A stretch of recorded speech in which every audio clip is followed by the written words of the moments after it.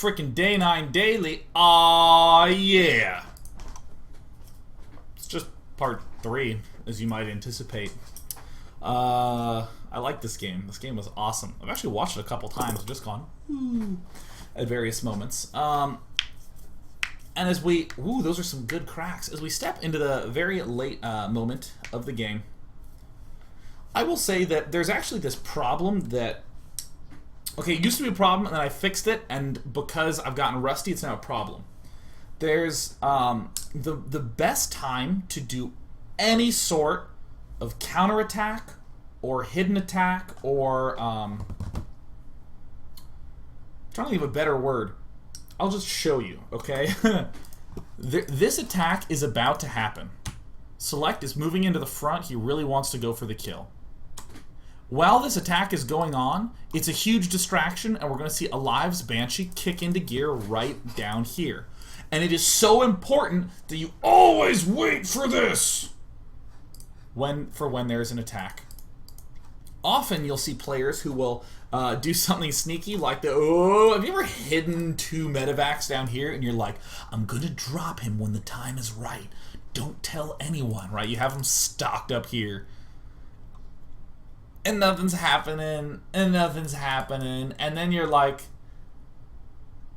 nah, you know, screw it, let's just go ahead and drop. Oh, he has all his units here. Oh, no. Right? This happens all the time to people.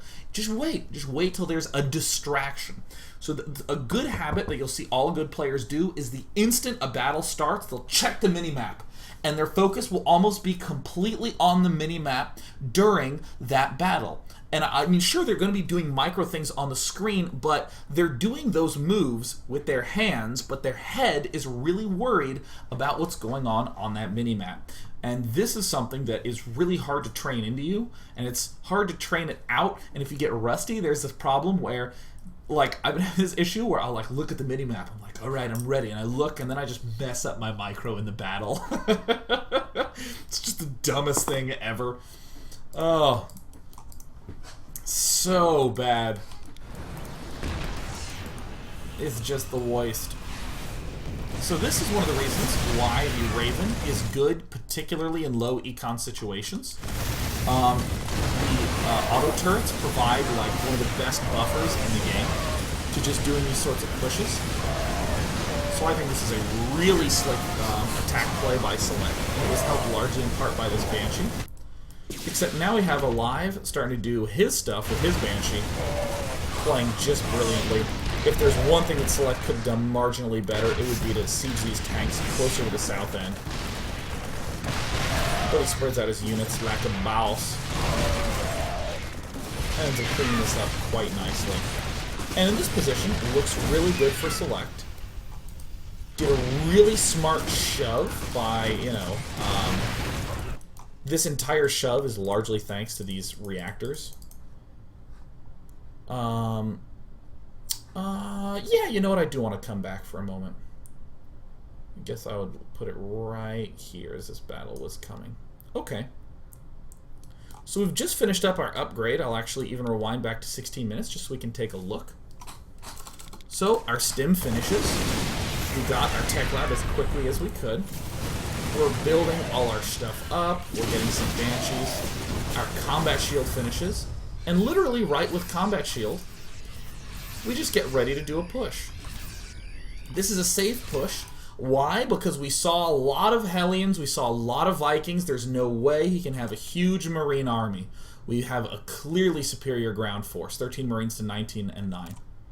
But still, why did Select do this? Because all his upgrades finished, and because we had this Banshee there to be able to clearly see if there was an opportunity. In many circumstances, Select, rather than just pushing here, will build a third command center, gearing up to take the gold. So yeah, this one Banshee was amazing. I'll actually back up to give credit to aLive's hero Banshee. 8 kills in its bucket. But Select's too good for that. See you later. Exploding Banshee. Pop him. Again, in low econ circumstances, Churning out Banshees is one of the best things to do, especially in Terran vs. Terran. There's SeleCT, just making sure that his opponent is as broke as he is. Yes, indeed, you're both super broke. But we can see that in small numbers, the Banshee's like better than everything.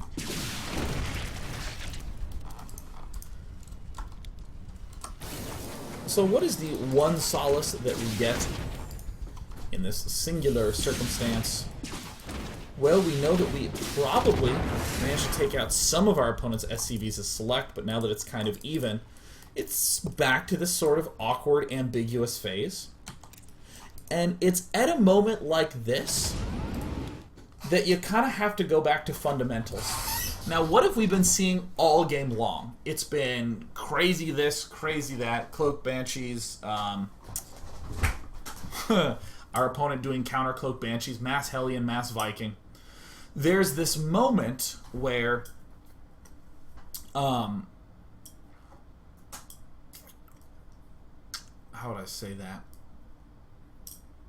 There's a moment where you finally have the buildings that make your core composition. In StarCraft 2, sure, unit compositions are a useful way to think of it. Oh, I'm going Colossus, Sentry, Immortal. Or excuse me, Colossus, Sentry, Stalker. Instead of Zealot, Archon, right? You can hear these two different compositions. And that always sounds like the strategy, what you're going for. In reality, it's the buildings. The buildings are what define all strategy. Why? Because if you lose a Stalker army, you can rebuild a different army, or you can build more Stalkers. The army you have is kind of a temporary thing. But your buildings are with you the whole game. So they have a lot more defining role in how your strategies end up shaping up. So, in SeleCT's circumstance, was doing all this crazy Marauder thing. He got the Banshee up, he built the expansion, then he built these 2 barracks in his main, and then he started to kind of go Marine Marauder tank, and then what happened? He went into normal play. No more harassment BS. Just pushes at the front like normal person would. And from aLive's point of view, he's been doing all this crazy stuff. And you have to be able to identify when both of you are going to kind of go back to something normal. And again, it relates a lot to the buildings. If we had, for instance, seen a ton of Hellion Viking, we're probably going to be up against a guy who doesn't have a lot of barracks. But we saw a lot of Marines and tanks, so it's probably pretty normal. So what does that mean? We're just going to try to take basic positions on the map, get more expansions, and not do anything too crazy. It's all going to go back to normal theory. And if you watched, I guess it would be, I think there was a Thorzane's build, Terran vs. Terran, I did a while back. It's a really, really great study of just general thinking. But in my eyes, if I'm SeleCT, I would love to be able to halt and get some medevacs up at some point. Actually, from either player, I'm going to love the idea of getting up some medevacs at some point. Starting to seize up a little bit more control of areas like the center of the map I'd want to be able to start to move out to. Obviously, you have to be a little bit of a careful position right now as you're building up, but this is the sort of long-term vision I'm having in my head. So I'm probably going to be trying to build a command center as my next building if I'm SeleCT.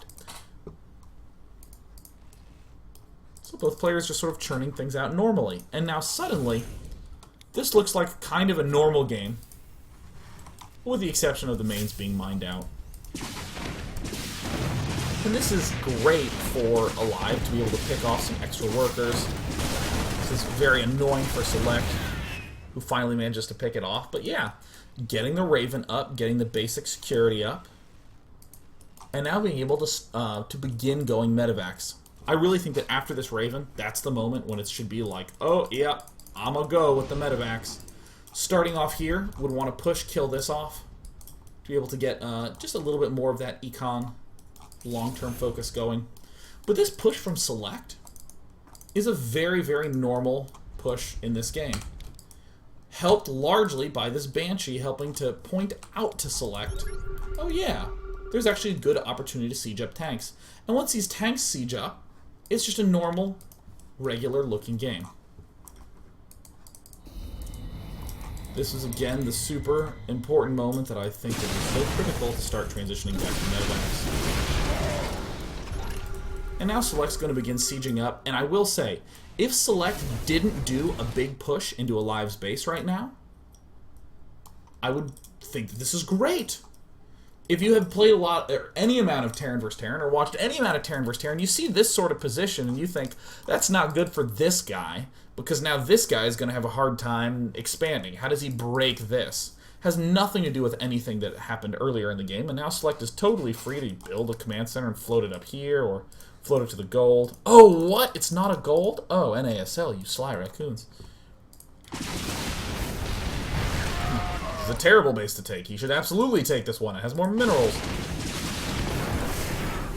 But, per usual, I will point out that one of the best things about the Banshee is that it works really nicely, picking off any siege tanks like this. You scoot your siege tanks to where they are just out of range. I'm sure some of you know this, but maybe there's some that don't. You get your tank siege something like this. It's even better if the line can be like flush to where your siege tank cannot hit his and his tank cannot hit yours. You're just out of each other's range. Then you just float the Banshees up and pick off a tank. This only really works well if you're kind of low on Econ. If you have a good amount of tanks, a good amount of Banshees, but not that many Marines. This is generally if you both went for sort of a tech play.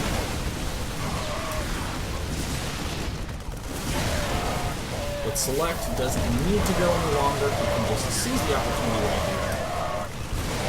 Just some good pushing. Still not seeing any of damn Banshees in production because he's basically done. Alright, cool. So that was the fun-ass game. Ha! We learned about the great conjunction of Terran strategy generally happening at 4:30 to 4:45. Sometimes as early as 4:15, but it's important that you note you can confirm what he's doing at around 4:45 at the latest. We got the chance to think a little bit about, wow, we're making all these decisions with factories and starport units, and a lot of that is because we couldn't get our core buildings up. Factories with Tech Lab, barracks with Reactor and Tech Lab, those are the core buildings of the Terran strategy. Completely ignoring, you know, this Marine Marauder, that stuff. So let's take some questions and wrap this sucker up.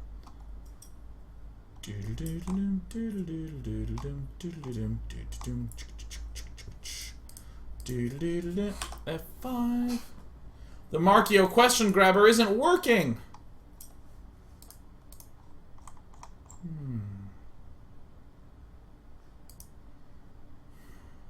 Alright, great question from Jamie Lachat. Day 9, what should I get my sister for her birthday? Take that. I absolutely think that you should get your sister the Dresden Files, beginning with Book 1, Stormfront. It is like the best series ever. I'm super excited for Cold Days to come out. I think it arrives this summer. I should totally just cancel the daily that day and just read the shit out of that book. I'm gonna get on Skype with Tristan and go, oh, Jim Butcher, oh. Oh. Whoa.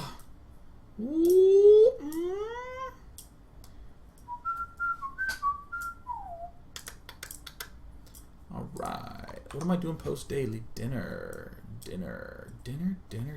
A Shiny Zergling says, Day 9, would there have been any safe moment to expand without getting eaten by Banshees? I don't... I think that the expand timings from both of them were fine. You'll notice that they did it in two different ways. From Select's point of view, he waited until he had a good amount. He waited till he had the right units to drive away the Hellion Viking that was at his door. That was the big problem for him. And likewise, aLive used this Hellion Viking to just expand. He just had a whole bunch of Hellions and Vikings attacking the front, so that kind of makes Select go, ooh, and want to pull back. But honestly, from aLive's point of view, once he has the turret in his base and some Vikings, Banshees are just suddenly not nearly as threatening as they were before. A good controlled Banshee will always be able to do some damage, but I don't think that there's anything wrong with just delaying that expand by a little bit if you're really worried about Banshees. I mean, if you just kind of hang out and build up some more Marines and then move out, can't do too much bad to you unless you're playing it like Grandmaster level.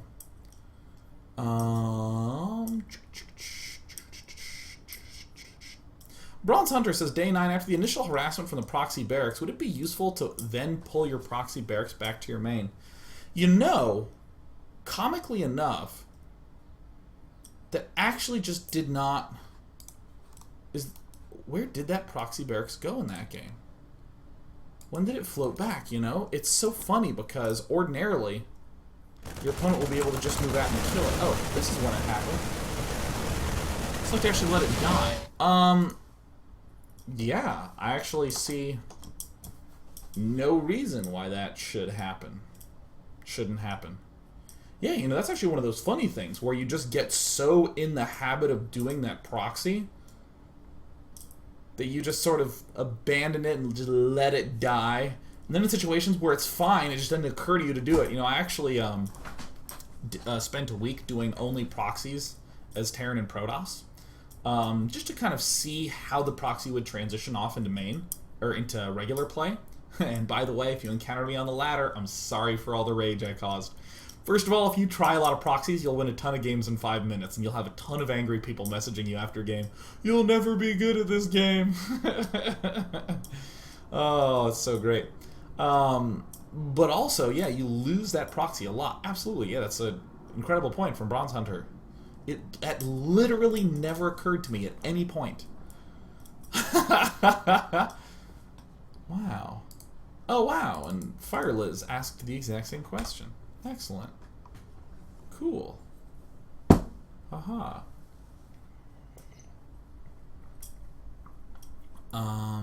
Let's see here. I2Ever says, Day 9, can you recommend a solid TvT approach for a beginner?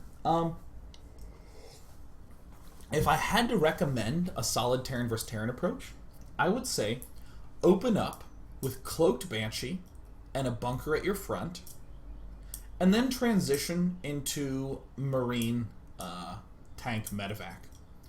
I mean, there's obviously a lot of details I'm leaving out with that, but I do think that for a beginner, opening with Cloaked Banshee will do two things. One, it will get you used to that feeling of trying to control something over here while doing stuff back in your base over here. And that's just it's a generally good control build. Because you have Cloaked Banshees, you'll feel your opponent kind of staying like this, like locked and holed up until he has the good response. But the second thing is that it's I forgot the second thing. Yeah, I would recommend that. Oh, second, it's easy to execute. Whew. Oh, geez, that's kind of kind of the important one to bring up. It's actually pretty damn easy to pull off because Banshees take a long time to build. They take a minute, so you get like 2 Banshees and you're already at mid game. So there's just not that much else to do, and you are on one base for a little bit of time. Honestly, early expanding is pretty tough because you have to consider how to deal with players who go, you know, Reactor Hellion. What if they go Banshee? You have to be really good at splitting and controlling your units. Early expanding is quite difficult in Terran vs. Terran. Not that it's bad, but you just need to have a lot of APM and a lot of knowledge to do it. So I would say the Cloaked Banshee follow-up. Yeah, and then go into Marine, Medevac, Tank. Marine, Medevac, Tanku. And I would say, as you're starting to get more advanced, start playing around with getting 3 barracks, Marine Medevac, and then getting the tank. And also experiment with getting tank started a little bit earlier, and then adding on barracks 2 and 3. One last question.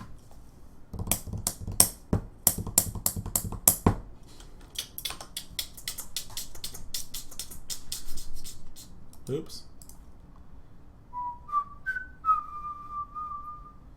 Yeah, I'll take this last question from Depain Tierf. What? Depain Tierf. Day 9, do you ever watch other people's streams? All day long. Are you kidding me? I almost always have at least one stream up. And one of my favorite things to do is to go into the non-featured streams and just grab one that has like 2 viewers and watch. And of course, hop into the chat and be like, yeah, go, you're awesome, you know, because throwing people encouragement is just kick ass in general. But you always learn something when you watch someone who's of any skill level, always. Even like some silver streamers you watch, they'll do a couple of things and you'll be like, huh, why don't people do that? Like, there's a lot of really sophisticated timing builds that delay the orbital command by 2 SCVs, because you can just slip in an extra barracks and add on, and then you can get it. And this is actually something that turned into Marine King Prime's hyper-aggressive Terran vs. Protoss build. And I actually, hyper-aggressive 2 racks.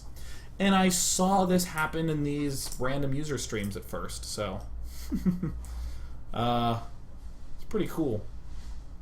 So you know what? As we sign off on today's daily, I want to, of course, remind you to please come to the Red Bull Battlegrounds. In very exciting news, and yes, we're at peak viewership, yeah. In very exciting news, Red Bull is now ready to support any barcraft for the upcoming Red Bull Battlegrounds. So if you're a barcraft and you want support for your barcraft officially from Red Bull, just email barcraft@day9.tv and I will hook you up. Do it. So I would just like to say, let's see here. Oh, I don't know if this is the original Future Light, but I'm just going to say, everyone, go check out this stream. His name is Future. He's under the non-featured streams. Just go to Future, and when you're there, cheer him on. And if he wins, go nuts. If he loses, say, hey, don't worry. Getting together and cheering for people is just a hell of a lot of fun. Have a great day. I'll see you tomorrow as we lead up to the Red Bull Battlegrounds in Austin, Texas.